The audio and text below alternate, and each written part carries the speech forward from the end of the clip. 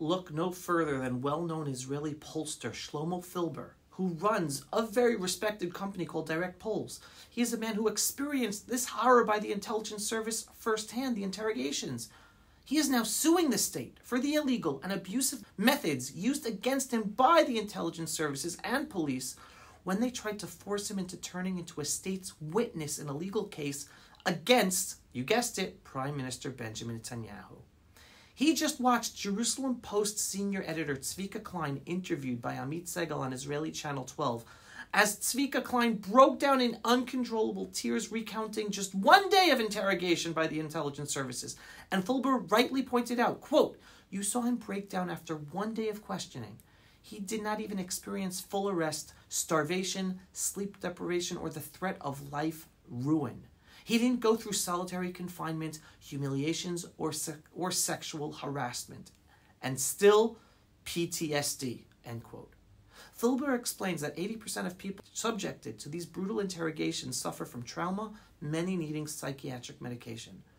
Israel, a country where interrogated citizens have no rights, the system covers for itself. The prosecutors collude. The police internal investigations department, called Machash, whitewashes them. The courts look the other way. The attorney generals look the other way. And the Knesset is not able to supervise it all. Tzvika Klein is a journalist summoned for questioning and implicated in illegal activities connected to Qatar over his sources in the Qatargate case, all about getting rid of Netanyahu. The police confiscated his phone without a warrant.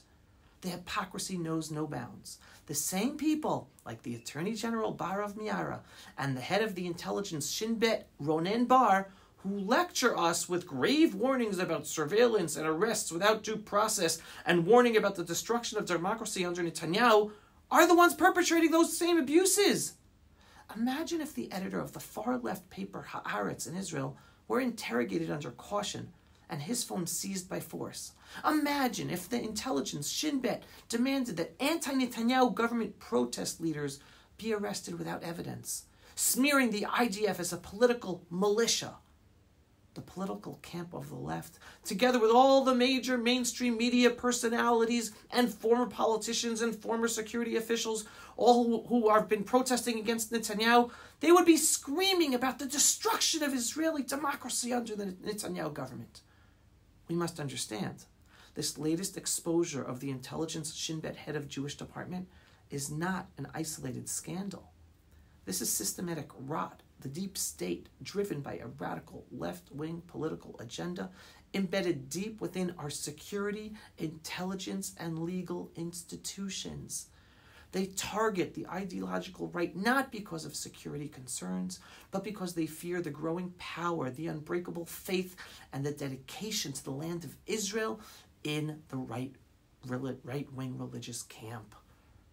Before I leave you with the optimism of the Pulse of Israel that you know you're going to get from me, I want to share one more piece of this puzzle. And I understand if this is hard for some to accept, as so many of us grew up believing that Israel's security services and legal system, including the Shin Bet intelligence, are purely defenders of our people. And yes, it's true. Most of the field agents of the Shin Bet intelligence services are patriots, people who risk their lives for the safety of our nation.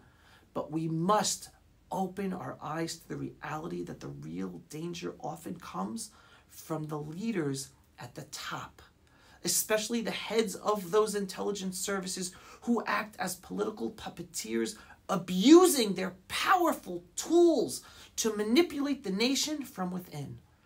All this as we are being exposed daily with more and more revelations of the immoral and illegal actions of the justice system and Shin Bet intelligence agency in its crusade against Netanyahu, the prime minister, and Jewish patriots who live in Judea and Samaria specifically.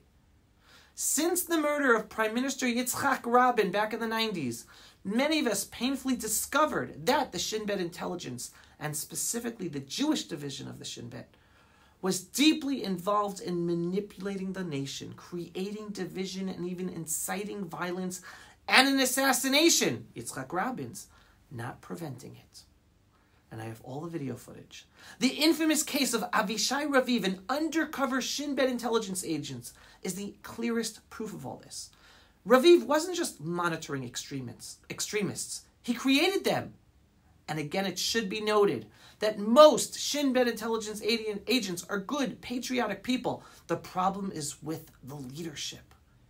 During the Oslo days in the 1990s, the Shin Bet agent Avishai Raviv, who was nicknamed Champagne by the Shin Bet, this is all official information, from the Jewish division of the Shin Bet, he was sent to establish a fake organization of settler youth that would carry out violent acts against Arabs in Judea and Samaria in order to portray the settler youth as public violent extremists. Raviv disguised himself as a settler and began recruiting these youth. People can't ignore this reality. The head of the Shin Bet intelligence at the time, Carmi Gilon, activated the head of the Jewish division of the Shin Bet, who in turn activated Champagne, Avishai Raviv, the agent, to create the atmosphere of Jewish settler violence, including incitement against Prime Minister Yitzhak Rabin at the time, and inciting to his assassination. And as usual, do it all to then blame the religious settler right.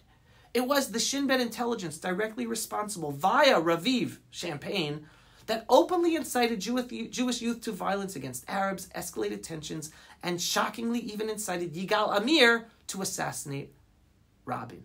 All the while, unknowingly to the public, the Shin Bet paraded Raviv across television screens, fanning the flames of division and pushing public opinion to blame the religious right in Israel, to blame the settlers, to blame the lovers of the land of Israel. Why should that guy have gotten all that TV coverage? And I have all the video footage. It was a sinister setup to use undercover operations to create the very threat that the Rabin Peres government needed in order to demonize their right-wing political opponents, to then push through the disastrous Oslo peace process that gave Yasser Arafat and his terrorists guns in our land. And it is exactly this corruption, this manipulation of Jewish patriots for political gain, that has continued until this day. This must be stopped, and we must demand clearly it is time to shut down the Jewish division of the Shin Bet intelligence. And all Shin Bet intelligence leaders involved in the politicization of the intelligence agency against patriotic Jews, they all must be punished immediately, not just fired. So where's all the optimism that I promised you? Where's the good news? These deep state elite players have overplayed their hand. They are now exposed. It's getting exposed on mainstream television. And with more truth being exposed each day, there is no going back.